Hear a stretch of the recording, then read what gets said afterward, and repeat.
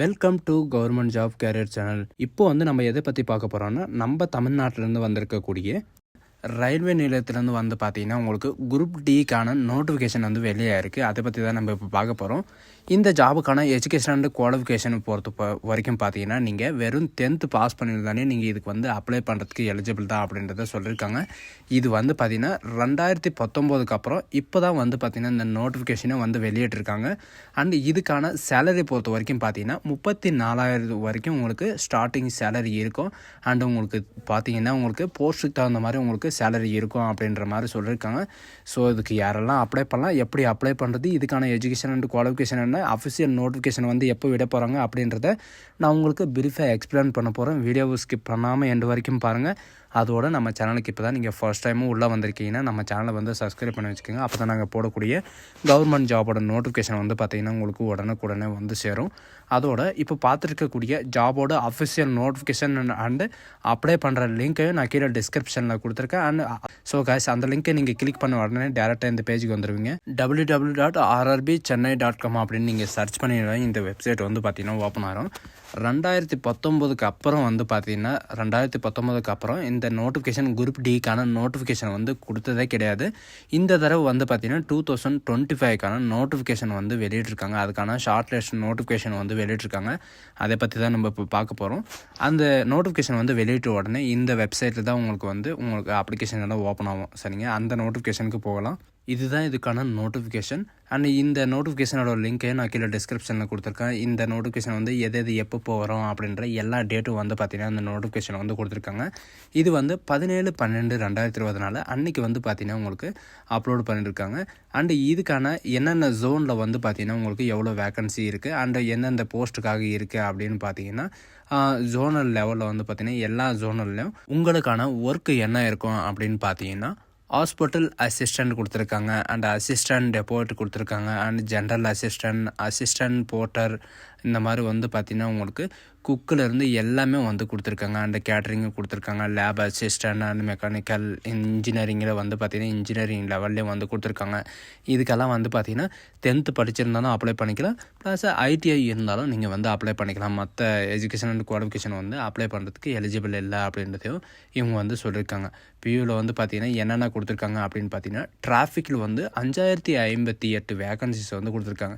டிராஃபிக்னால் எந்த மாதிரின்னு பார்த்தீங்கன்னா நீங்கள் ரயிலில் போகும்போது பார்த்தீங்கன்னா ஒருத்தர் கொடி ஆட்டுவார் இல்லைங்களா, அந்த மாதிரி வேலை இதுக்காகவே பார்த்தீங்கன்னா உங்களுக்கு 5058 வேகன்சிஸ் கொடுத்துருக்காங்க. ஆனால் ட்ராக் மெயின்டெனன்ஸ், இந்த ட்ராக் மெயின்டெனன்ஸ் இந்த மாதிரி பார்த்தீங்கன்னா அந்த ரயில்வே ஸ்டேஷன்லலாம் பார்த்தீங்கன்னா உங்களுக்கு அந்த வாக்கி டாக்கி மாதிரி எடுத்து போடுவாங்க இல்லைங்களா, அந்த மாதிரி பார்த்தீங்கன்னா உங்களுக்கு டோட்டலாக இன்ஜினியரிங் லெவலில் 13,187 வேகன்சிஸ் கொடுத்துருக்காங்க. இதில் பார்த்தீங்கன்னா மெக்கானிக்கல், இன்ஜினியரிங், எலக்ட்ரிக்கல் அண்டு சிட்ரி இந்த மாதிரி பார்த்தீங்கன்னா உங்களுக்கு நிறைய விதமான ஒர்க்கர்ஸ் கொடுத்துருக்காங்க. டோட்டலாக பார்த்தீங்கன்னா 32,438 வேகன்சி கொடுத்துருக்காங்க. இந்த மாதிரி பார்த்தீங்கன்னா இந்த ஜாபு பார்த்தீங்கன்னா ரொம்ப வருஷத்துக்கு அப்புறம் பார்த்தீங்கன்னா உங்களுக்கு கொடுத்துருக்காங்க. இதுதான் இதோடைய டேபிளேஷன். இதில் நம்ம ஜோனில் எவ்வளோ கொடுத்துருக்காங்க, அதாவது எவ்வளோ வேகன்சி இருக்குது அப்படின்னு பார்த்தீங்கன்னா இங்கே லாஸ்ட் கார்னரில் 3ஆவதாக பார்த்தீங்கன்னா எஸ்ஆர் அப்படின்னு கொடுத்துருப்பாங்க. எஸ்ஆர் அப்படின்னா என்ன அப்படின்னு பார்த்தீங்கன்னா சவுத் ரீஜன் அப்படின்றது தான் அர்த்தம். இதில் பார்த்தீங்கன்னா அசிஸ்டண்ட், அதாவது எஸ் அண்ட் டிக்காக 99 வேகன்சியும், அண்ட் அசிஸ்டண்ட் ஒர்க் ஷாப்புக்கு பார்த்தீங்கன்னா 108 வேகன்சியும், அண்டு அசிஸ்டண்ட் பிரிகேடியர் பார்த்தீங்கன்னா 6 வேகன்சியும், அண்டு அசிஸ்டண்ட் லெக்கோவுக்கு பார்த்தீங்கன்னா 313 வேகன்சி. இந்த மாதிரி டோட்டலாக 2,249 வேகன்சி மட்டுமே நம்ம தமிழகத்துக்கு பார்த்தீங்கன்னா உங்களுக்கு கொடுத்துருக்காங்க. அண்டு இது எதுக்காக எந்தெந்த பொசிஷனுக்காக கொடுத்துருக்காங்க அப்படின்ற எல்லா டீட்டெயில்ஸும் பார்த்தீங்கன்னா உங்களுக்கு இந்த டேபிளேஷனில் கொடுத்துருக்காங்க. எவ்வளோ வேகன்சி இருக்குது, ஐடிக்கு எவ்வளோ வேகன்சி இருக்குது, 10th எவ்வளோ வேகன்சி இருக்குது, and engineering, electrical and electronic engineering இந்த மாதிரி பார்த்தீங்கன்னா உங்களுக்கு எவ்வளோ வேகன்சி இருக்குது அப்படின்றதையும் கொடுத்துருக்காங்க. இதில் முக்கியமான விஷயம் என்னென்னு பார்த்தீங்கன்னா உங்களுக்கு என்னென்ன எக்ஸாம் இருக்கும் அண்டு எல்லாம் பார்க்கலாம். அண்ட் எஜுகேஷன் அண்ட் குவாலிஃபிகேஷனை பொறுத்த வரைக்கும் நான் உங்களுக்கு முன்னாடியே சொன்ன மாதிரி தான் 10th நீங்கள் பாஸ் பண்ணியிருந்தாலே இந்த ஜாபுக்கு நீங்கள் அப்ளை பண்ணுறதுக்கு எலிஜிபிள் தான். அதுக்கு மேலே நீங்கள் 12th ஐடிஐ டிப்ளமோ இந்த மாதிரி நீங்கள் எது படிச்சிருந்தாலும் நீங்கள் அப்ளை பண்ணிக்கலாம். அண்ட் நேஷ்னல் அப்ரெண்டிஸ், அதாவது நேஷ்னல் அப்ரெண்டிஸ் நீங்கள் முடிச்சிருந்தாலும் நீங்கள் வந்து அப்ளை பண்ணிக்கலாம். அப்ரெண்டிஸ் கேட்டகரியில் வந்து பார்த்திங்கன்னா ரயில்வே ஸ்டேஷனில் ஒர்க்கர்ஸ்க்கு வந்து அப்ரெண்டிஸில் வந்து ரெக்ரூட்மெண்ட் பண்ணுறாங்க. அது இருந்தாலும் நீங்கள் வந்து அப்ளை பண்ணிக்கலாம் அப்படின்றத சொல்லியிருக்காங்க. ஏஜ் லிமிட்டை பொறுத்த வரைக்கும் பார்த்தீங்கன்னா ஆல் கேண்டிடேட் மஸ்ட்டாக வந்து 18 வயசுலேருந்து நீங்கள் வந்து அப்ளை பண்ணுறதுக்கு ஆரம்பிச்சிக்கலாம். சரிங்களா? இதுக்கான ஏஜ் ரிலாக்ஸேஷன் எல்லாம் எதுவுமே கொடுத்தாங்கன்னா நான் கண்டிப்பாக அப்டேட் பண்ணுறேன். இதுக்கான செலெக்ஷன் ப்ராசஸ் வந்து பார்த்திங்கன்னா உங்களுக்கு 3 ஸ்டேஜ் இருக்கும். ஃபஸ்ட்டு வந்து பார்த்திங்கன்னா கம்ப்யூட்டர் பேஸ்டு டெஸ்ட்டும், செகண்ட் வந்து ஃபிசிக்கல் எஃபெக்ஷன்சி டெஸ்ட்டும் அண்ட் டாக்குமெண்ட் வெரிஃபிகேஷனும் வந்து பார்த்திங்கன்னா உங்களுக்கு மெடிக்கல் எக்ஸாமினேஷன் டெஸ்ட்டும் இருக்கும் அப்படின்றதையும் சொல்லியிருக்காங்க. இதில் மெயினாக வந்து பார்த்திங்கன்னா ஃபிசிக்கலில் வந்து என்ன இருக்கும் அப்படின்றத நான் உங்களுக்கு இந்த வீடியோ எண்டில் வந்து உங்களுக்கு சொல்கிறேன் என்னென்ன இருக்குது அப்படின்ட்டு. இது வந்து பார்த்திங்கன்னா 2019க்கான நோட்டிஃபிகேஷன். அதில் வந்து பார்த்திங்கன்னா எஜுகேஷன் அண்ட் குவாலிஃபிகேஷனும் கொடுத்துருக்காங்க. அண்ட் ஏஜ் லிமிட்டும் வந்து பார்த்திங்கன்னா ப்ரீவியஸ் இயரில் வந்து உங்களுக்கு கொடுத்துருக்காங்க. 2019 வந்து கொடுத்துருக்காங்க. ஆல் கேட்டகரியில் வந்து பார்த்திங்கன்னா எல்லா ஜாபுக்கும் 17 விதமான ஜாப்ஸ் வந்து கொடுத்துருக்காங்க. 18 வயசுலேருந்து 33 வயசு வரைக்கும் நீங்கள் யாருனாலும் ஆண் பெண் யாருனாலும் நீங்கள் வந்து அப்ளை பண்ணிக்கலாம் அப்படின்றதையும் இவங்க வந்து மென்ஷன் பண்ணியிருக்காங்க. அது மட்டும் இல்லாமல் எஜுகேஷன் அண்ட் குவாலிஃபிகேஷனை பொறுத்த வரைக்கும் நீங்கள் 10th பாஸ் பண்ணியிருந்தாலே நீங்கள் வந்து அப்ளை பண்ணிக்கலாம். அப்படி இல்லைனா நீங்கள் ஐடிஐ நீங்கள் முடிச்சிருந்தா, அதாவது என்சிவிடி எஸ்சிவிடி நீங்கள் முடிச்சிருந்தா நீங்கள் வந்து அப்ளை பண்ணலாம்.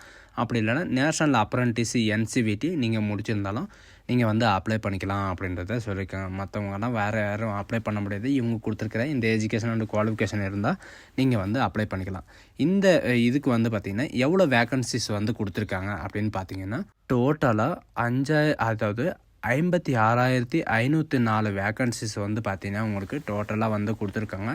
எதுக்கு எவ்வளோ வேக்கன்சி அப்படின்னு பார்த்தீங்கன்னா அசிஸ்டண்ட், அதாவது போஸ்ட்மேனுக்காக வந்து பார்த்திங்கன்னா 14,870 வேக்கன்சியும், அசிஸ்டண்ட் பிரிட்ஜுக்காக வந்து பார்த்திங்கன்னா உங்களுக்கு 913 வேக்கன்சியும், அண்ட் ட்ராக்கருக்கு வந்து 40,721 வேக்கன்சியும் வந்து கொடுத்துருக்காங்க.